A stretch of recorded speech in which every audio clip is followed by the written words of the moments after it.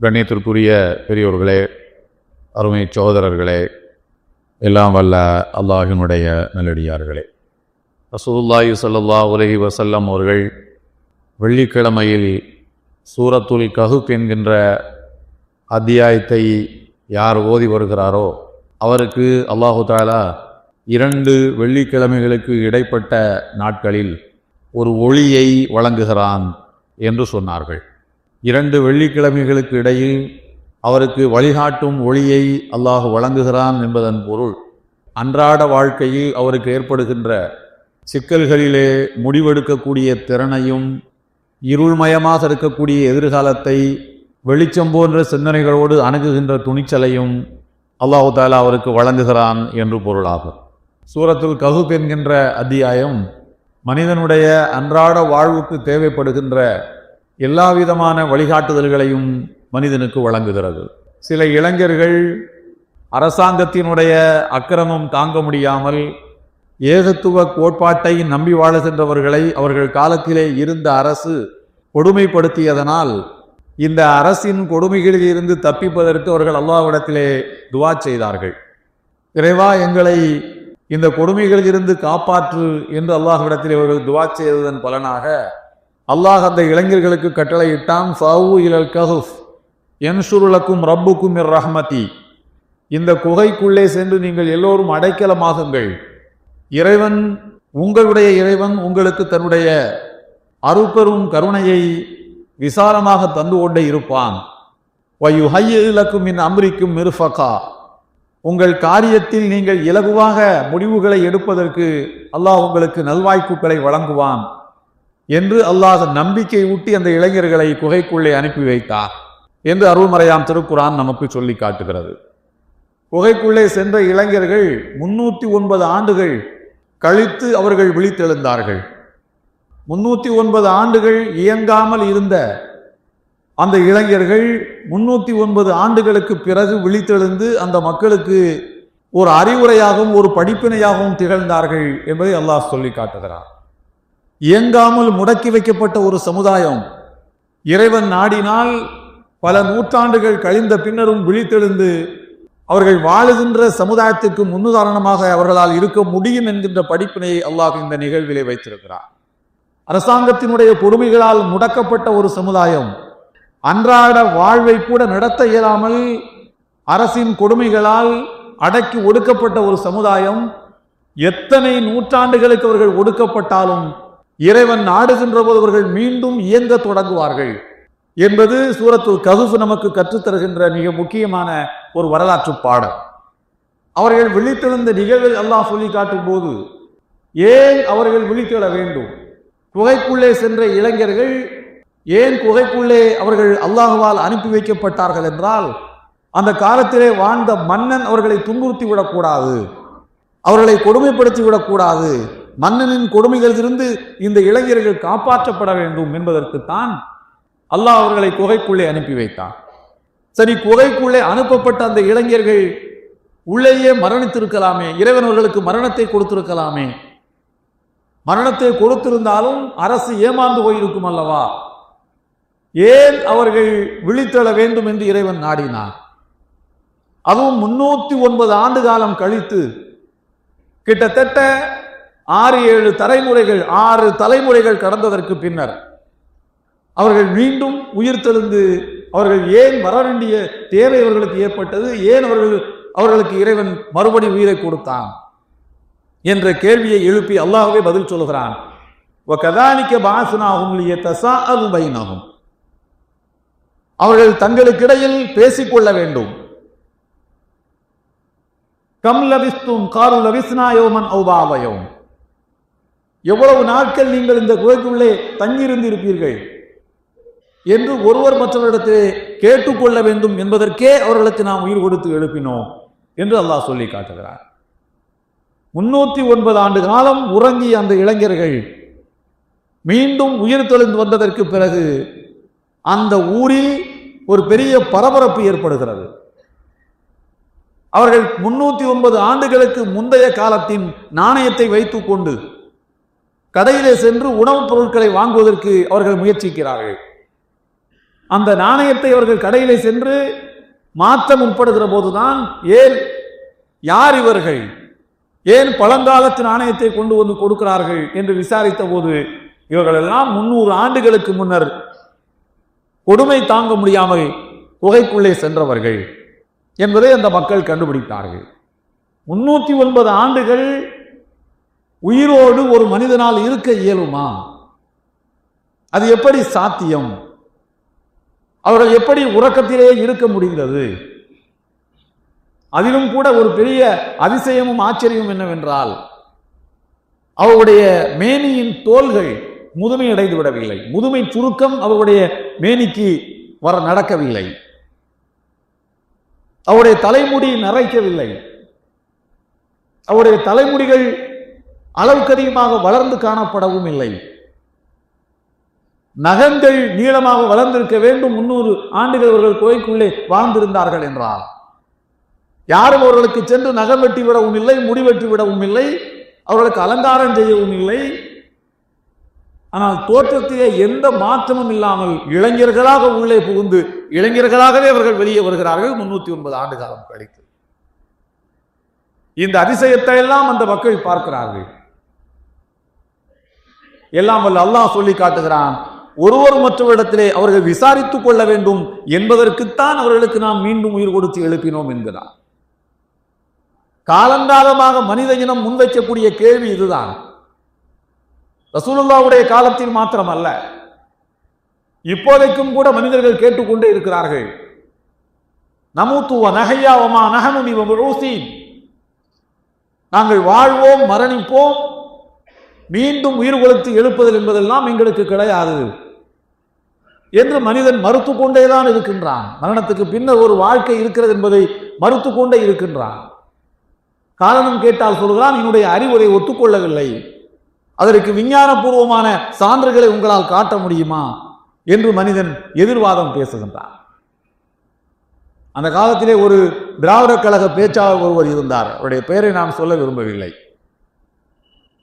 அவர் மரணத்திற்கு பின்னர் வரும் ஒரு வாழ்க்கை உண்டு என்பதை கடவுளையே மறுக்கக்கூடியவர்கள் மறுமையை மறுக்கத்தானே செய்வார்கள்.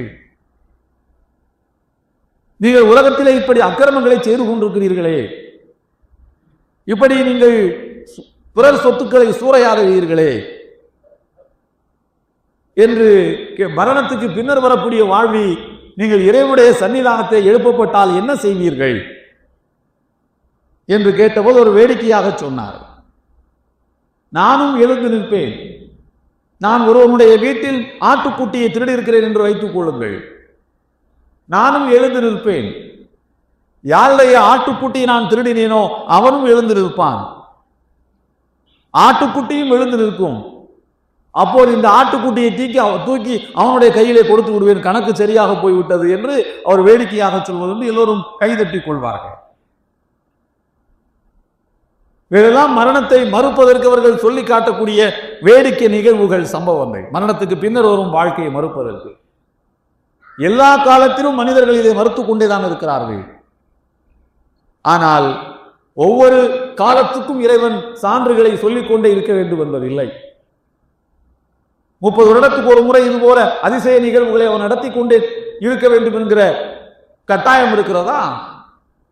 வரலாற்றிலே ஒரு நிகழ்வை அல்லாஹ் நடத்தி காட்டிவிட்டு சொல்கின்றான், இப்போது பாருங்கள், அதே மேனி, அதே உடல் அமைப்பு, அதே இளைஞர்கள், ஆனால் 300 ஆண்டுகள் கழிந்து அவர்கள் எழுந்து நிற்கிறார்கள், நீங்கள் பார்த்துக் கொள்ளுங்கள் என்று அல்லாஹ் அவர்களுக்கு உணர்த்துகின்றான். அன்புக்குரியவர்களே, அல்லாஹ் இப்படி சூரத்துல் கஹ்ஃப் என்கின்ற அத்தியாயத்தில் ஒவ்வொரு காலகட்டத்திலும் மனிதனுக்கு ஏற்படுகின்ற ஐயங்களை விளக்குகின்ற அழகிய வசனங்களை வைத்திருக்கின்றார். அதிலே பின்னால் இறை தூதர் மூசா நபி அவர்களுக்கும் ஹிதர் அலைஹிஸ்ஸலாம் அவர்களுக்கும் இடையில் நடக்கக்கூடிய உரையாடல், அது ஒரு நிகழ்வு. அந்த இருவரும் இறை தூதர் மூசா நபி மாணவராக செல்கிறார்கள், ஹிதர் அலைஹிஸ்ஸலாம் அவர்கள் ஆசிரியராக இருக்கிறார்கள். மூசா நபிக்கு தெரியாத பல அறிவின் ஞானமும் ஹிதர் அலைஹிஸ்ஸலாம் அவர்களுக்கு உண்டு என்பதற்குத்தான் அல்லாஹ் அவர்களை அங்கே அனுப்பி வைத்தார். அல்லாஹ் சொல்கிறான், ஃபன்தலகா ஹத்தா இதா அத்தயா அஹ்ல கரியத்தின் இஸ்ததானா அஹ்லஹா ஃபஅபவ் அன் யுபய்யிஃபூஹுமா. இருவரும் நடந்தே போகிறார்கள், ஒரு ஊருக்கு போகிறார்கள். அந்த ஊரிலே போய் அந்த ஊர் மக்களிடத்திலே எங்களுக்கு உணவு தாருங்கள் என்று இரண்டு பெரிய மனிதர்களும் கேட்கிறார்கள். மூசா நபி யார்? எவ்வளவு பெரிய ஒரு மாமனிதர், எவ்வளவு பெரிய ஒரு இறை தூதர், ஃபிரௌனையே எதிர்க்கக்கூடிய மன துணிச்சல் மிக்கவர்கள். அல்லாஹ் அவர்களுக்கு 9 வகையான அற்புதங்களை வழங்கி இருந்ததாக ஆயாத்தின் பையினாத்தின் அருள்மறையாம் திருக்குரான் சொல்லி காட்டுகிறது. உறுதிமிக்க இறை தூதர், இளம் வயதிலேயே பல சோதனைகளை கடந்து வந்தவர்கள், பல அற்புதங்களுக்கு சொந்தக்காரர். யார் கொல்லப்பட வேண்டும் என்பதற்காக வேண்டி ஃபிரௌன் பிறக்கின்ற ஆண் குழந்தைகளை எல்லாம் கொன்றானோ அந்த குழந்தையாகிய மூசா ஃபிரௌனுடைய வீட்டுக்குள்ளே வளர சென்ற அற்புதத்தை அல்லாஹ் அவர்கள் மூலம் உலகத்துக்கு நடத்தி காட்டினார். அப்படிப்பட்ட மாமனிதர் ஒருவர், அவருடைய ஆசிரியர் இன்னொருவர். மூசா நபியே இவ்வளவு அற்புதங்களை கொண்டவர் என்றால் அவருடைய ஆசிரியர் எப்படிப்பட்டவர் என்று பார்த்துக் கொள்ளுங்கள். இருவருமாக போய் ஒரு ஊர் மக்களிடத்திலே கொஞ்சம் உணவு தாருங்கள், நாங்கள் இங்கே சாப்பிட்டுக் கொள்கிறோம் என்று கேட்டபோது அல்லாஹ் சொல்கிறான், அவர்களில் எந்த வீட்டு கதவும் திறக்கவில்லை. யாரும் கதவை திறந்து இதோ வைத்துக் கொள்ளுங்கள் உணவை என்று யாரும் அவர்களை உபசரிக்க தயாராக இல்லை. அல்லாஹ் ஒரு செய்தியை இங்கே நமக்கு முன் வைக்கின்றான். நீ மதிப்பு மிக்கவன், மாண்புக்குரியவன், நீ ஆற்றல் மிக்கவன், நீ பெரிய செல்வாக்கு மிக்கவன். ஆனால் உன்னுடைய செல்வாக்கை, உன்னுடைய பெருமதியை, உன்னுடைய மதிப்பை புரியாத ஒரு சமுதாயத்து மக்கள் உன்னை அவமதிப்பார்களானால் அதற்காக மனம் கலங்கி விடாதே. நீ அல்லாஹ்விடமே திரும்பி வா. அல்லாஹ் உன்னை அரவணைக்க எப்போதும் தயாராக இருக்கின்றான். அல்லாஹ்வுக்கு தெரியும் உன்னுடைய மதிப்பும் மாண்பும் மரியாதையும். நீ அவரிடமே உன்னுடைய கோரிக்கைகளை நீ வைக்க வேண்டும். மனிதர்களிடத்திலே சென்று மாண்பையும் மதிப்பையும் நீ தேடிக்கொண்டிருக்காதே என்பதைத்தான் அல்லாஹ் இந்த வசனத்தில் உணர்த்துகின்றான். ரசூலுல்லாஹி ஸல்லல்லாஹு அலைஹி வஸல்லம் காலத்தில் ஒரு நபி தோழர் இருந்தார். ஜாஹிர் அவருடைய பெயர். அவர் பிலால் ரலியல்லாஹு அன்ஹுவை போல அவருடைய பூர்வீகம் எத்தியோப்பா போன்ற ஆப்பிரிக்க நாடுகளை சார்ந்தவர். அவர் அடிமை சந்தையிலே அவர் விற்கப்பட்டு மதீனாவினுடைய வாரச்சந்தைகளிலும் தினச்சந்தைகளிலும் வியாபாரம் செய்து கொண்டிருக்கக்கூடியவர். ரசூலுல்லாஹி ஸல்லல்லாஹு அலைஹி வஸல்லம் அவருக்கு ரொம்ப பிடிக்கும். அவர் கொஞ்சம் நகைச்சுவை உணர்வு உள்ளவர். அவரை பார்த்தாலே பெருமானார் ஒரு குதூகலிப்புக்கு ஆளாகி விடுவார்கள். அவர் ஒரு நாள் சந்தையிலே வியாபாரம் செய்து கொண்டிருக்கிறார். வாடிக்கையாளர்களின் கவனத்தை ஈர்ப்பதற்கு அவர் குரலை உயர்த்தி சப்தமிட்டு தன் சரக்குகளை விற்பனை செய்வதற்காக குரல் எழுப்பிக் கொண்டிருக்கிறார். ரசூலுல்லாஹி ஸல்லல்லாஹு அலைஹி வஸல்லம் மார்க்கெட் பரபரப்பாக இருக்கக்கூடிய வேளையில் கொஞ்சம் உள்ளே வந்து போவார்கள். ஒவ்வொரு மனிதரும் எப்படி வியாபாரம் செய்கிறார்கள் என்று பார்ப்பார்கள். பிரபலமான ஒரு வரலாற்று செய்தி உண்டு. கோதுமை, காய்ந்த கோதுமையை மேலே வைத்து கீழே ஈர கோதுமையை வைத்து வியாபாரம் செய்து கொண்டிருக்கக்கூடிய ஒருவரை அந்த சாக்குப்பைக்குள்ள கையை விட்டு கீழே ஈர கோதுமை இருக்கிறதே, மேலே காய்ந்து இருக்கிறதே, மேலே இருக்கக்கூடிய கோதுமையை பார்த்து விட்டு ஒரு இடத்திலே வாங்க வருவார்களே, இதையும் சேர்த்துத்தானே நீ இருப்பாய், அது தவறு என்று சொன்னார்கள். எப்படியெல்லாம் தன்னுடைய குடிமக்கள் தவறுகளை நுட்பமாக செய்வார்கள் என்பதை கண்டுபிடித்து திருத்தக்கூடிய பொறுப்பை தனக்கு சுமத்தி கொண்டார்கள் நபிகள் நாயகம் ஸல்லல்லாஹு அலைஹி வஸல்லம் அவர்கள். அதே போல அவர்கள் ஒரு முறை மார்க்கெட்டுக்குள்ளே பூந்து வரக்கூடிய நேரத்தில் இவர் கொஞ்சம் ஓங்கார குரலிலே தன்னுடைய சரக்குகளை விற்பனை செய்வதற்கு கூவி கொண்டிருக்கிறார். அவரிடத்தில் விளையாட வேண்டும் போல ரசூலுல்லாஹ்வுக்கு இருந்தது. எப்படிப்பட்ட மாமனிதர் பாருங்கள். 7 வானங்களை கடந்து இறைவனை பார்ப்பதற்கு சென்றுவிட்டு திரும்பிய அந்த உன்னதமான இறை தூதர். நபிமார்கள் எல்லோருக்கும் 1,24,000 இறை தூதர்களுக்கும் இமாமான் என்று தொழுகை நடத்திய அந்த இறை தூதர் தன்னுடைய சுட்டு விரல் அசைவில் அரபுலகத்தை வைத்திருந்த அந்த இறை தூதர் அந்த ஆப்பிரிக்க பிரதேசத்தினுடைய மனிதர் என்பதற்கான எல்லா கோலங்களையும் தன்னிலே தாங்கி இருக்கக்கூடிய அந்த ஒரு சிறு வியாபாரி கூவி விற்கிறார் என்றால் அவர் எவ்வளவு சிறிய வியாபாரி என்று நீங்கள் புரிந்து கொள்ள வேண்டும். மிகப்பெரிய விளம்பரங்களை செய்து பரம்பரை வியாபாரி அல்ல, கூவி கூவி செய்யக்கூடிய ஒரு சின்ன வியாபாரி தான் அவர். அவரிடத்திலே கொஞ்சம் விளையாட வேண்டும் என்று நபிகள் நாயகம் ஸல்லல்லாஹு அலைஹி வஸல்லம் நினைக்கின்றார்கள். அவருக்கு பின்னாலே வந்து அவருடைய தலையை அவர் அங்குமிங்கும் திருப்பி விடாதபடி கெட்டியாக பிடித்துக் கொண்டார்கள். கெட்டியாக பிடித்துக் கொண்டு சொன்னார்கள், அது மார்க்கெட் அல்லவா, அது பஜார் அல்லவா? சொன்னார்கள், மை எஸ்தரி மின்னி ஹாதல் அப்து, இந்த மனிதரை, இந்த அடிமையை யாராவது இடமிருந்து விலைக்கு வாங்கி கொள்கிறீர்களா என்று ரசூலுல்லாஹ் ஒரு பிசினஸ் பேசுறாங்க. வேடிக்கைக்காக. அவர் அடிமை அல்ல, அவர் விற்பனைக்கு வைக்கப்பட்டிருக்கக்கூடிய சரக்கு அல்ல, அவர் சும்மா விளையாட்டுக்காக அவருடைய தலையை உறுதியாக பிடித்துக் கொண்டு அவரை திரும்பி விடாதபடி, இந்த அடிமையை என்னிடமிருந்து யாரேனும் வாங்கிக் கொள்கிறீர்களா என்று அவரை போல குரல் எழுப்புகிறார்கள். அவர் யார் என்று தெரியாமல் என்னை விடு என்னை விடு என்கிறார்.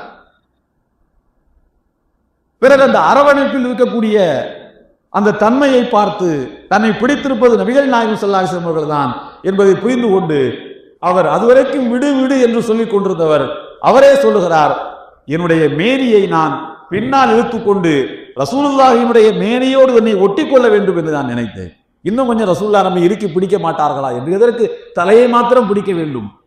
அந்த பொற்கரங்களால் நம்முடைய மேனியை அல்லவா அவர்கள் பிடித்திருக்க வேண்டும் என்று நான் பின்னாலே நகர்ந்தவருடைய மேனியோடு ஒட்டி கொள்ள விளைந்தேன். நபிகள் நாயகம் ஸல்லல்லாஹு அலைஹி வஸல்லம் அவர்கள் என்னை பார்த்து சிரித்தார்கள். நான் உடனே சொன்னேன், இதன் தஜுதுனி காசிதா, அல்லாஹ்வின் திருத்தூதரே, அப்படி என்னை நீங்கள் விற்பதாக இருந்தால் நான் ஒன்றும் பெரிய விலைக்கெல்லாம் போக மாட்டேன். என்ன யார் வாங்க போறா? அரபுலகத்தில் நீக்கிறோ அல்லாத இதர அடிமைகளுக்கு, வெள்ளைத்தோல் அடிமைகளுக்கு விலை அதிகம். கொஞ்சம் நாகரிகமான படித்த அடிமைகளுக்கு இன்னும் விலை அதிகம். கொஞ்சம் தோள்கள் எல்லாம் உறுதியானதாக இருந்தால் நல்ல பாரம் சுமப்பார் என்பதற்கு அவருக்கு இன்னும் கொஞ்சம் விலை அதிகம். இளைஞராக இருந்தால் அவருக்கு இன்னும் விலை அதிகம். ஏதேனும் பெரிய மனிதர்கள் இருக்கக்கூடிய சபையிலே வந்து அவர் ஏதேனும் உபசரிக்க வேண்டும் என்றால், அவர் நாகரிக தோற்றம் உள்ளவராக இருப்பார் என்றால் அது எஜமானுக்கே பெருமை. பார்த்தாயா என்னுடைய அடிமையை, நான் எப்படி ஒரு செல்வாக்கு மிக்க, ஒரு பார்ப்பதற்கு தோற்றம் உள்ள ஒரு அடிமையை வைத்திருக்கிறேன் என்று அவர்கள் பெருமைப்பட்டுக் கொள்வார்கள். அரபுலகத்திலே இன்றைக்கும் அந்த பழக்கம் இருக்கிறது. வேலைக்காரர்கள் தோற்றப்பொலிவோடு இருந்தால் எஜமானர்களுக்கு பிடிக்கும். எந்த எஜமானுக்கு தான் பிடிக்காது, எல்லாருக்கும் தான் பிடிக்கும்.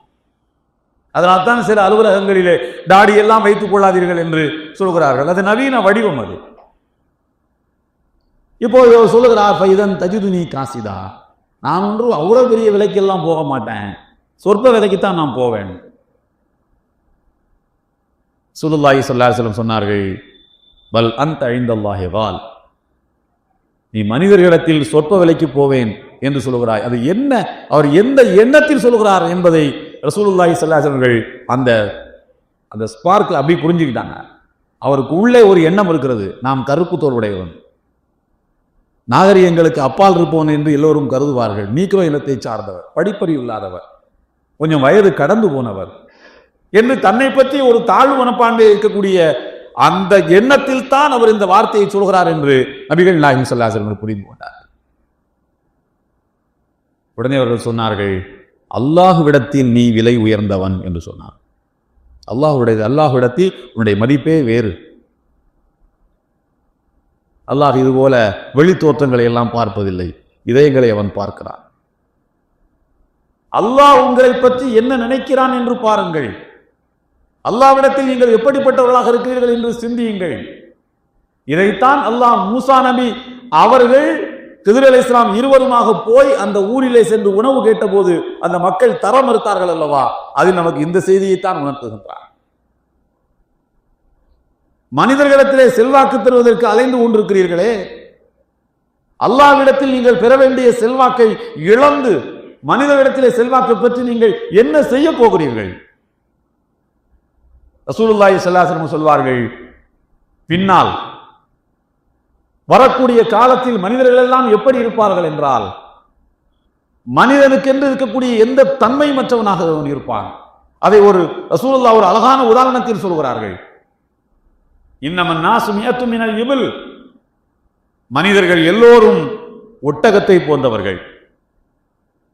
100 ஒட்டகம் இருக்கு ஒரு ஊர்ல, அல்லது ஒரு தனி மனிதரிடத்தில் 100 ஒட்டகம் இருக்கிறது.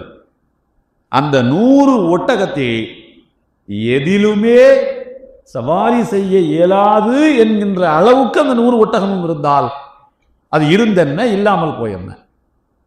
அந்த காலத்தில் இலக்கியங்களிலே சொல்லி காட்டுவார்கள், ஒரு ஊர்ல 2 குளம், ஒரு குளத்துல தண்ணி இல்லை, ஒரு குளம் வத்தி போச்சு. 2க்கும் அதான் அர்த்தம். அதே போல ஒரு மனிதனிடத்திலே 100 வாகனங்கள் இருக்கு, 100 கார்கள் இருக்கின்றன, அல்லது 10 டூ வீலர்கள் இருக்கின்றன வைத்துக் கொள்ளுங்கள். ஒண்ணுல பிரேக் இல்லை, ஒண்ணுல இரவு நேரத்தில் ஓட்டுறதுக்கு ஹெட்லைட் இல்லை, இன்னொன்று இடத்துல இன்னொரு டூ வீலர்ல ஸ்டாண்ட் இல்லை, இன்னொன்னுல பெட்ரோல் இல்லை என்று சொன்னால் எப்படி, என்ன கதை அது? அது எதற்கு வைத்துக் கொண்டு என்ன செய்வது? அதே போல பிற்காலத்தில் வரக்கூடிய மனிதர்கள் எல்லாம் லா தகாது தஜிது ராஹிலத மின்ஹா, எந்த பெருமதியும் மற்றவர்களாக, பயனற்றவர்களாக அவர்கள் இருப்பார்கள். அதற்கு என்ன காரணம்? ஏன் பயனற்றவர்களாக இருப்பார்கள் என்றால், அவர்கள் இறைவனை பற்றி அக்கறை இல்லை, மனிதனிடத்திலே செல்வாக்கு பெறுவதற்கு அலைகின்றார்கள்.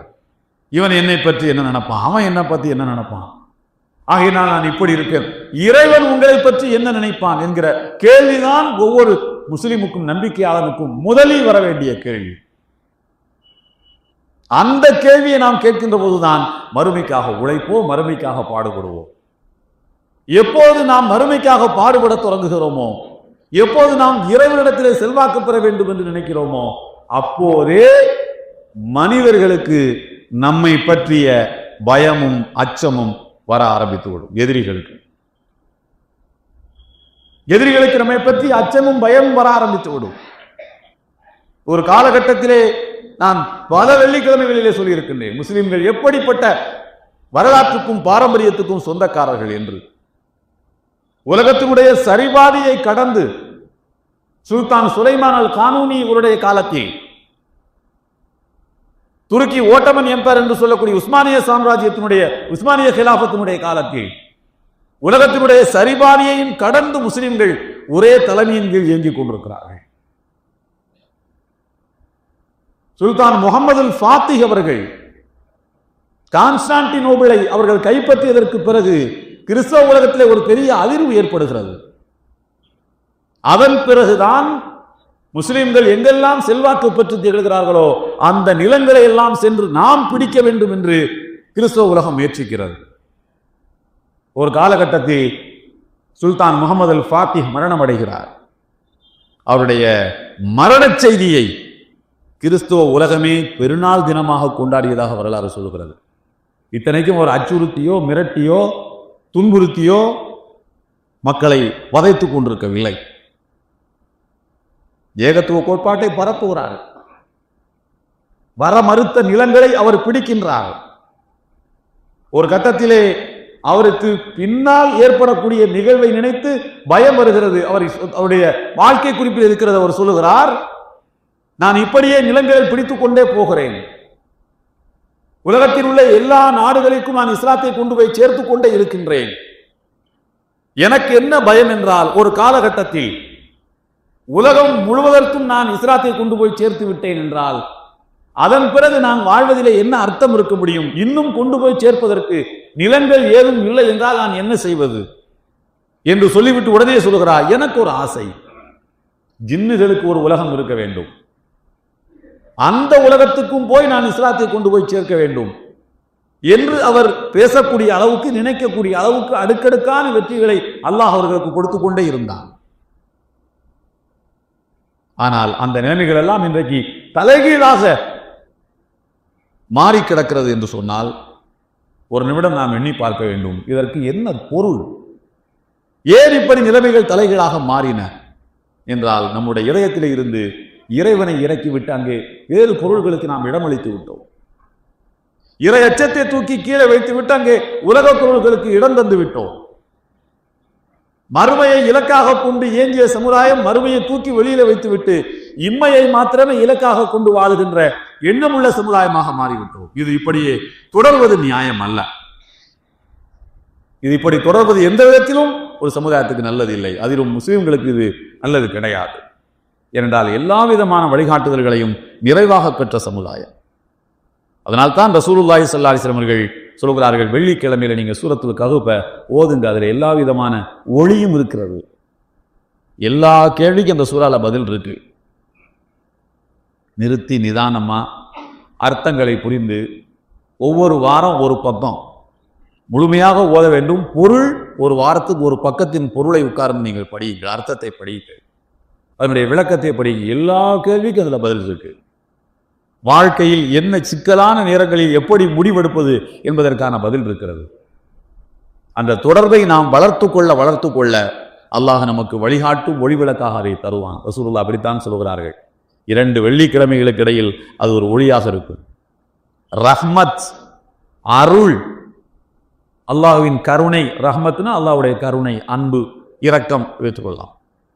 இந்த சொல் மிகச் சரியாக 7 இடங்களில் சூரத்துல் கஹஃப் என்ற அத்தியாயத்தில் இடம்பெறுகிறது. திருக்குர்ஆனின் விரிவுரைகள் சொல்கின்றன, வாரத்தில் 7 நாட்கள் அல்லாஹ் தன்னுடைய கருணையை நம்மீது பொழிவான் என்பதற்கு இந்த 7 வசனங்களும் சான்றுகள். 7 வகையான சந்தர்ப்பங்களில் அல்லாஹ் எப்படி அருள்களை புரிகிறான் என்று அந்த சூறாவிலே விளக்கம் இருக்கிறது.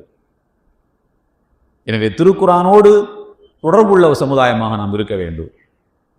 அது திரும்ப திரும்ப சொல்லக்கூடிய விஷயம்தான். அது நமக்கு சாதாரணமாக தெரியலாம். ஏஜி நூரானி என்ற ஒரு பெரிய எழுத்தாளர், உங்களுக்கு தெரியும், அண்மையிலே தான் அவர் இறந்தார். ஒரு 10 ஒரு மாதம் 1.5 மாதம் இருக்கலாம். ஏஜி நூரானி, அப்துல் கஃபூர் நூரானின்னு நினைக்கிறேன். செக்குலரிஸ்ட். அவர் பேசிக்கலி செக்குலரிஸ்ட். அவர் இஸ்லாத்தை ப்ராக்டிஸ் பண்ணதாக அவர் சொல்லலை. நம்ம அப்படி முத்திர குத்த வேண்டாம். தன்னை ஒரு நேஷனலிஸ்ட் என்று சொல்லி கொண்டவர். அவர் அவருடைய முத்தாய்ப்பான உரைகள் என்று சில இருக்கின்றன. அவருடைய மரணத்துக்கு பிறகு அந்த முத்தாய்ப்பான உரைகள் எல்லாம் பலரும் எடுத்துரைக்கிருந்தார்கள். அவர் சொல்லக்கூடிய ஒரு செய்தி என்னவென்றால், நீங்கள் இந்தியாவில் சனாதன பாசிசத்தை திரும்ப திரும்ப வலியுறுத்தி கொண்டே இருப்பீர்களானால், முஸ்லிம்களை விரட்டி விரட்டி விரட்டி நீங்கள் துன்புறுத்தி கொண்டே இருப்பீர்களானால், அவர்கள் எங்கே போவார்கள்? அவர் ரொம்ப கூர்மையாக சொல்கிறார். அவர் எங்கே போவார்கள் என்றால், மேலும் அவர்கள் இஸ்லாத்தின் மீது பிடிப்புள்ளவர்களாக மாறுவார்கள். அது நீங்கள் மறைமுகமாக ஒரு இஸ்லாமிக் பாசிசத்தை உருவாக்குவதாக மாறிவிடும். நான் உங்களை எச்சரிக்கிறேன் என்று சொல்கிறார். நீங்க மாடரேட்டா இருந்தா, நீங்க பிளெக்சிபிளா இருந்தா, முஸ்லீம்களும் மாடரேட்டாக இருப்பார்கள். நீ அவனை திரும்ப திரும்ப அழுத்துனா அவன் எங்க போவான்னா, அவன் குரான்கிட்ட தான் போவான், இஸ்லாத்துக்கிட்ட தான் போவான், அதை இருக பிடிப்பான், அவனே ஒரு பாசிஸ்டா மாறுவான், உங்களை எதிர்ப்பான். அதை செய்யணுமா அந்த தப்ப என்று அவர் கேட்கின்றார். நாம் போகிறோமா இல்லையா என்பது வேறு. ஆனால் நியாயம் அதுதான். எதற்காக நாம் வஞ்சிக்கப்படுகிறோமோ அந்த பாயிண்டில் நாம் உறுதியாக இருக்கும்போது தான் நாம் வெற்றி பெற முடியும். அதான் விஷயம். நாம் வெற்றி எப்போது பெற முடியும் என்றால், எதற்காக நாம் வஞ்சிக்கப்படுகிறோமோ அந்த பாயிண்ட்ல உறுதியா இருப்பது. அதையும் சூரத்துல் கஹஃப் என்கின்ற அத்தியாயம் தான் நமக்கு சொல்லி தந்து கொண்டே இருக்கிறது. எனவே அந்த அத்தியாயத்தோடு நாம் நெருங்கிய தொடர்பு வைத்துக் கொள்ள வேண்டும். வாரந்தோறும் அதை ஓத வேண்டும். வீட்டில் சொல்லி பெண்களையும் சூரத்துல் கஹஃப் என்ற அத்தியாயத்தை ஓத சொல்லுங்க. ஒரு ஆள் அதனுடைய அர்த்தத்தை உட்கார்ந்து வாசித்து வீட்டில் உள்ளவர்கள் அதை கேட்டு பழகுங்கள். அதில் பெரிய பலன் இருக்கிறது. பெரிய ஈமானுடைய உறுதி கிடைப்பதற்கான நல்ல வாய்ப்புகள் இருக்கின்றன. எல்லாம் வல்ல அல்லாஹு தஆலா உண்மையை விளங்கி வாழக்கூடிய மக்களாக நம்மை ஆக்குவானாக. வாஹிரு தஅவானா அல்ஹம்துலில்லாஹி ரப்பில் ஆலமீன். அஸ்ஸலாமு அலைக்கும் வரஹ்மத்துல்லாஹி வபரகாத்துஹு.